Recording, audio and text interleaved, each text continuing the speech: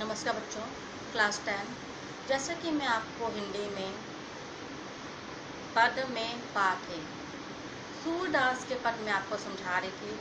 उसमें मैं आपको 6 पद में आपको समझा चुकी थी। उसके आगे मैं आज आपको समझाऊंगी। चलिए देखिए बच्चों, दिनांक है आपकी 12/5/2021, कक्षा 10। विषय है आपका हिंदी। पद पाठ है सूरदास के पद। बच्चों, ये आपका 7वां पद है आपका। ऊधो मोहि ब्रज बिसरत नाही, वृंदावन गोकुल वन उपवन, सघन कुंज की शाही। प्रात समय माता जसुमती, अरु नंद देखी सुख पावत। माखन रोटी दह्यो सजायो, अति हित साथ खवावत। गोपी गवाल बाल संग खेलत, सब दिन हसत रिसात। सूरदास धनी धनी ब्रजवासी, जिनसो हित जटुटा। यहाँ पर उस समय का वर्णन किया जब कंस को मारकर जो श्री कृष्ण है वो मथुरा में ही रुक जाते हैं। वहाँ पर उन्हें ब्रज की याद आ रही है। वह ऊधो से उसकी चर्चा करते हुए कहते हैं कि हे ऊधो, मोही ब्रज बिसरत नाही, कि मुझे ब्रज की याद आ रही है। मैं उसे भुलाए से भी नहीं भूल पाता। वृंदावन गोकुल वन उपवन, सघन कुंज की शाही।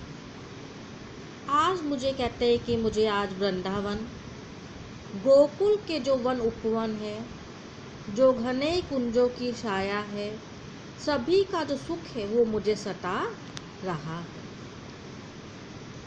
प्रातः समय माता जसुमती अरु नंद देखी सुख पावत। और प्रातः काल में जब यशोदा और नंद जी के जब मुझे दर्शन हो जाते थे प्रातः काल, तो मुझे अत्यंत ही आनंद प्राप्त करता था। यानी कि उनको ही दर्शन पाकर मुझे अत्यंत ही सुख प्राप्त होता था। माखन रोटी दयो सजायो, और जो मेरी माता यशोदा थी, जो मुझे माखन रोटी और दही सजाकर अत्यंत ही प्रेम से मुझे खिलाती थी। गोपी गवाल बाल संग खेलत, और मैं रोज ही गोपियों गवालों के जो बच्चों के साथ खेल खेलकर सारा दिन व्यतीत कर दिया करता था।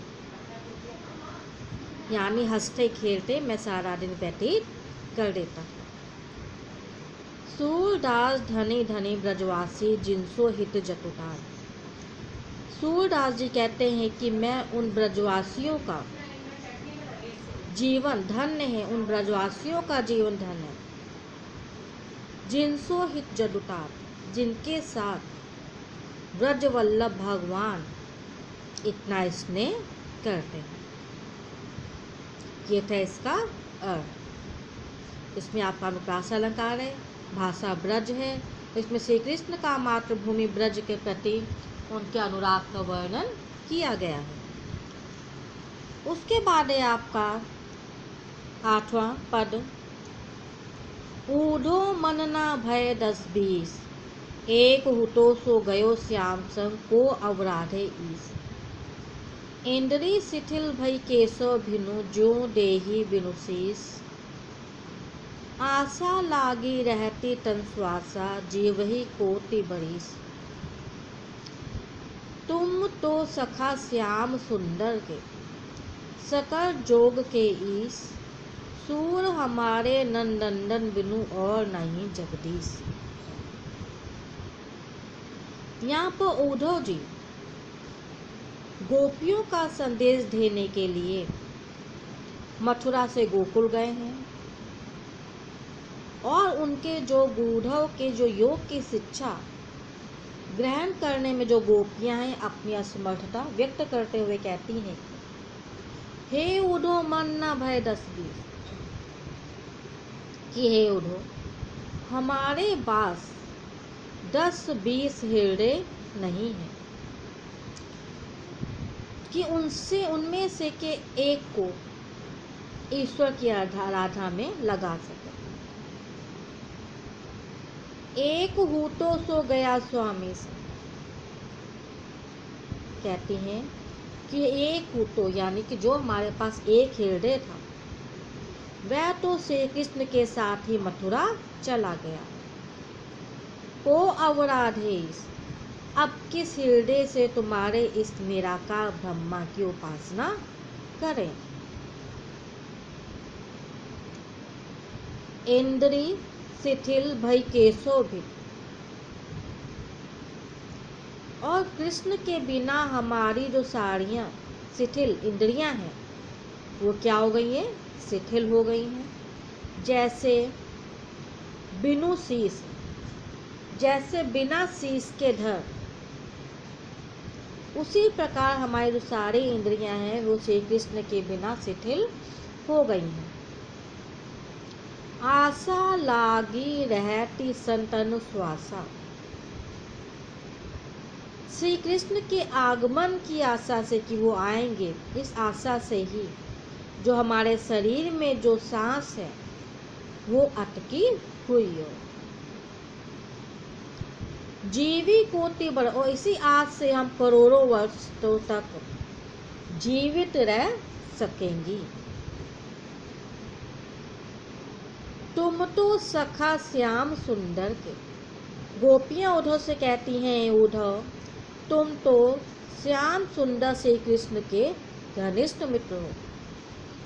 सकल जोग के,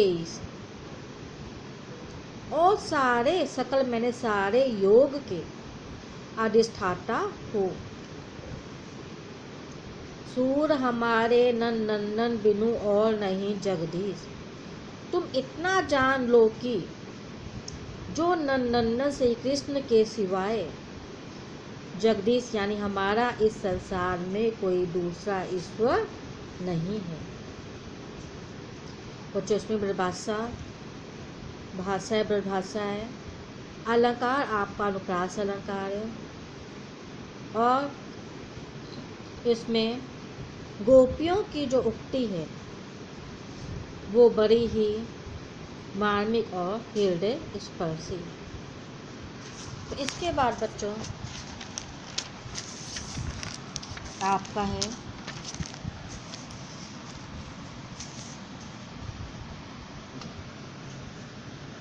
ऊधो जादू जाहू तुम ही हम जाने, श्याम तुम्हिहा नाही पठायो, तुम ही बीच बुलाने, ब्रज नारिनी सो जोग कहत हो, बात कहत न रजाने। बड़ लागत ना विवेक तुम्हारे ऐसे भय अयाने, हम सो कही लई हम सही के, जिए गुण लेहो सियाने, कै अबला कै दशा दिगंबर, मस्त करो पहचाने, साँच कहो तुमको अपनी सो भूजती बात निदाने, सूर श्याम जब तुम्ही पठायो तब नेको मुस्काने। इन पंक्तियों में गोपियों और उद्धव के बीच जो वार्ता हो रही है उसका यहाँ पर वर्णन किया गया है। ब्रज की जो गोपियां हैं वो उद्धव से कहती है उद्धव जाहू तुम ही हम जाने, कहती हैं कि उद्धव हम सभी आपकी जो चाल है उनको हम समझ गए हैं। श्याम तुम ही हो नहीं पठायो, तुम ही बीच बुलाने, कृष्ण ने आपको यहाँ के लिए नहीं भेजा था, आप बीच में ही बुलावा देने के लिए पहुंच गए हो। ब्रज नारिन जो जोग कहत हो, और जो इन ब्रज बालाओं से योग की साधना करते हो, क्या आपको ऐसी बात करने में लज्जा नहीं आती। बड़ लागत ना विवेक तुम्हारे ऐसे भय आया है, बड़ लागत विवेक तुम्हारे यानी आप सयाने तो जरूर हैं लेकिन जो विवेक है वो आपके पास नहीं है, तभी आप ऐसी बातें कर रहे हैं। हमसो कही लई हम सही, आपने हमसे जो भी बातें कही हैं हमने उन बातों को सह लिया है। जिन गुनी लेहु सियाने, लेकिन आप स्वयं अच्छी तरह से विचार करके देखिए कि आपने कहाँ तक उचित कहा है। कहे अबला कहे दशा दिगंबर, कि हम लोग तो स्त्री हैं और आप हमें योगियों की तरह रहने का संदेश दे रहे हैं, तो ऐसी स्थिति को भला हम सभी कहाँ तक अपना सकती हैं। साच कहो तुमको अपनी सो भूजती बात निराने। आप शांत हो जाइए और सोचिए, आप सच बताइए कि आपको हमारी सौगंध है कि आपको श्री कृष्ण ने यहाँ भेजा है। उस समय वह तनिक मुस्कुराए भी होंगे या नहीं। सूर श्याम जब तुम्हें पठायो तब नेको मुस्काने, यदि उस समय थोड़ा भी मुस्कुराए होंगे तो समझ लीजिए कि उन्होंने आपसे मजाक किया है। तो ये तो बच्चों आपके 3 पैराग्राफ पढ़ के, जिसकी पिक मैं आपको भेजूंगी ताकि वहाँ से आपको वर्क करने में आसानी हो। अपना वर्क क्लास ग्रुप में सेंड कर दीजिएगा ताकि मैं आपका वर्क चेक कर सकूं और आपको मार्क्स दे सकूं। नमस्कार बच्चों।